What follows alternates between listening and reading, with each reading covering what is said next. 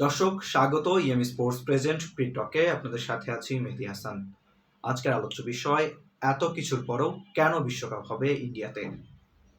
দর্শক ইতিমধ্যে আপনারা জেনেছেন যে ইন্ডিয়াতে বিশ্বকাপ খেলতে যাবে না পাকিস্তান, যাবে না বাংলাদেশ এবং ভিসা জটিলতায় ক্রিকেটের বিভিন্ন দেশের ক্রিকেটাররা যেতে পারছেন না ইন্ডিয়াতে। তাহলে তারপরেও কেন ইন্ডিয়াতেই হবে বিশ্বকাপ, এমন প্রশ্ন সবার মনে। সে প্রশ্নগুলোর জট খুলবো আজকে, জানবো আপনাদের মতামত। কমেন্ট বক্সে অবশ্যই আপনাদের মতামত জানাবেন। প্রথমে যদি আসি, ক্রিকেটকে বলা হয় গ্লোবাল গেম। আসলে কি ক্রিকেট গ্লোবাল গেম? আমার তো মনে হয় ক্রিকেট মুষ্টিমেয় একটা দেশের হাতে বন্দী। কেন বলতে হচ্ছে? কারণ এত কিছুর পরেও যখন ইন্ডিয়া নিজেদের স্বার্থ হাসিলের জন্য আইসিসিকে ব্যবহার করছে নিজেদের মতো করে। কেন বলছি এমন কথা? কারণ ক্রিকেট বিশ্বের যদি গ্লোবালাইজেশন করতে হয় তাহলে ইন্ডিয়া থেকে আমাদের ক্রিকেটকে সরিয়ে নিয়ে আসতে হবে। ক্রিকেটকে যদি বাঁচাতে হয় ইন্ডিয়া থেকে, ক্রিকেটের দায়িত্বভার আইসিসির কাছে নিতে হবে এককভাবে, যেখানে কোনো দেশের আধিপত্য থাকবে না, সব দেশের জন্য সমান অধিকার থাকবে।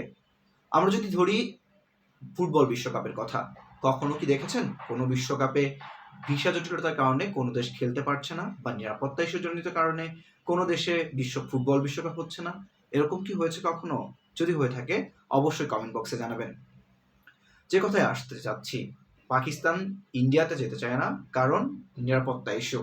সাম্প্রতিক সময়ে বাংলাদেশের মুস্তাফিজুর রহমানকে নিয়ে যে আইপিএলে এমন কাণ্ড ঘটে গেছে, যার ফলে বাংলাদেশের ক্রিকেট বোর্ড বিসিবিও কিন্তু তারাও চাচ্ছে না বাংলাদেশের কোনো প্লেয়ার, সাংবাদিক বা দর্শক ইন্ডিয়াতে গিয়ে খেলা দেখুক বা খেলুক, কারণ নিরাপত্তা ঝুঁকি।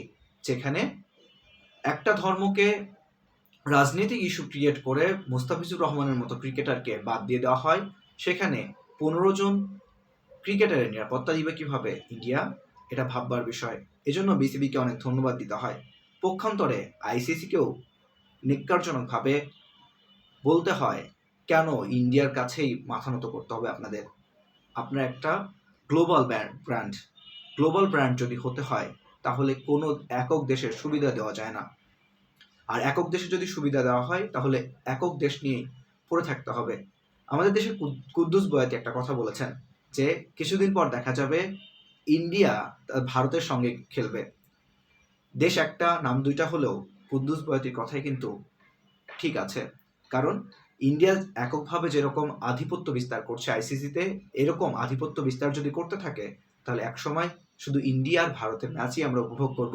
বাকি সব দেশ হয়তোবা ছিটকে যাবে বিভিন্ন মঞ্চ থেকে।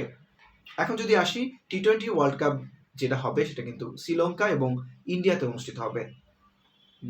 ম্যাক্সিমাম ম্যাচ কিন্তু ইন্ডিয়াতে অনুষ্ঠিত হবে। সেখানে কিন্তু বাংলাদেশ বর্তমানে যে ইস্যু আছে সে নিয়ে বাংলাদেশ সেখানে খেলতে রাজি না।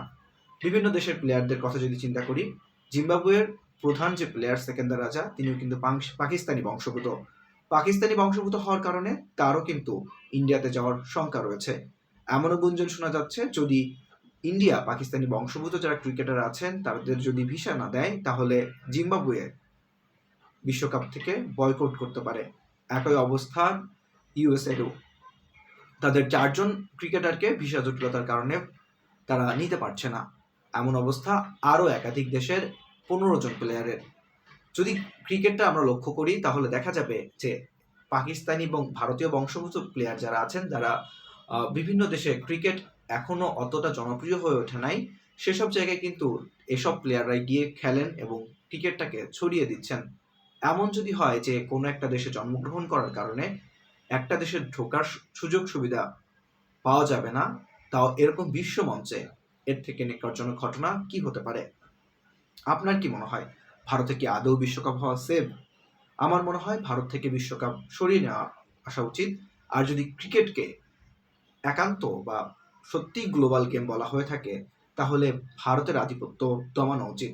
ভারতের আধিপত্য দমাতে পারলেই হয়তো ক্রিকেট একদিন গ্লোবাল গেম হতে পারবে। এত কিছুর পরেও কেন ভারতে বিশ্বকাপ? প্রশ্ন আমার আপনার সবার মনে। কমেন্ট বক্সে জানাবেন এই ভারতের আধিপত্যবাদ কিভাবে রোধ করা যায়। ধন্যবাদ সবাইকে।